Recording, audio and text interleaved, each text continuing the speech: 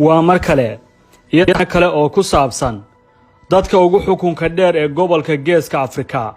Imika waxaynu soo gaarnay gudaha Soomaaliya. Waxaynu eegaynaa hogaamiyaha Soomaaliga ah ee ugu xukunka dheer kuna jira siyaasadda waqtigan oo wali xukumaya qayb ka mid ah Soomaaliya. Now the situation is settled, everything is okay, and the civilian, the local, they are very happy to come as Ahmed Mohamed Islam, Sheikh Ahmed Madoobe, waa hogaamiyaha ugu cumriga dheer ee gudaha Soomaaliya. Isagu ma aha madaxweyne qaran, mana aha shakhsi la magacaabay. waa wadaad hore oo midaba badan. mana jirto shaqo cad oo dawlad Soomaaliyeed u soo qabtay. waxaase la hubaa inuu yahay jamhad soo dagaalamay, xukunkana ku yimid qori iyo dhiig. waxa la xaqiijiyay inuu ku dhashay miyiga magaalada Qabri Dahare ee ismaamulka Soomaali Galbeed. daahan si sax ah uma cadda dhalashadiisu waa 65 sano jir sida aan ka soo xiganay xogtiisa shakhsiga ah. Ahmed Madoobe qof ahaan waa 13 ruux oo isku dhex nool, maamul ahaan waa laba shakhsi oo kala aragti ah. hanaanka xukunkiisuna waa mid ka laga soo dheegtay shakhsiyadii Cabdi Ilaygi mar xukumayay Soomaali Galbeed haddana ku jira mid ka mid ah jeelasha sida weyn ammaankooda loo ilaaliyo ee Addis Ababa. ninkaanu ka hadlayno Ahmed waa hogaamiyihii labaad ee Al-Shabaab waqtigii la asaasay. kooxdan sida daran u tababaran ee Al-Shabaab ayuu ka soo dhex baxay.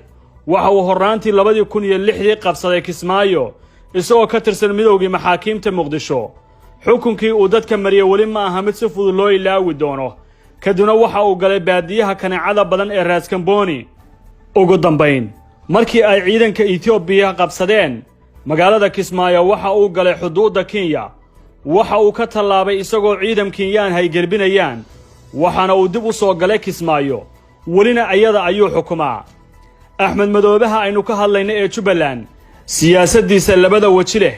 dad badan waxa ay ku dhalilaan in laga soo minguuriyay kooxdii TPLF oo soo marisay saaxiibadeedii Garowe iyo qolo kale oo ka mid ah kooxaha ehelkiisa ah. waxaana lagu tiriyaa inay barbilow ilaa dhammaad TPLF qayb lixaad la ka ciyaartay soo qabsashadiisii Kismaayo ilaa iyo in Kenya ay martigeliso. Ahmed Mohamed Islam oo dadka qaar ugu yeeraan sayidka waxa uu muddo dheer xukumayaa Jubbaland, waxaana intii uu xukunka hayay baneeyay xilka madaxtinimada ee Soomaaliya 3 madaxweyne Soomaaliyeed. mid kastana waxa uu waqtigu ka dhamaaday iyadoo ay si weyn Ahmed isku hayaan.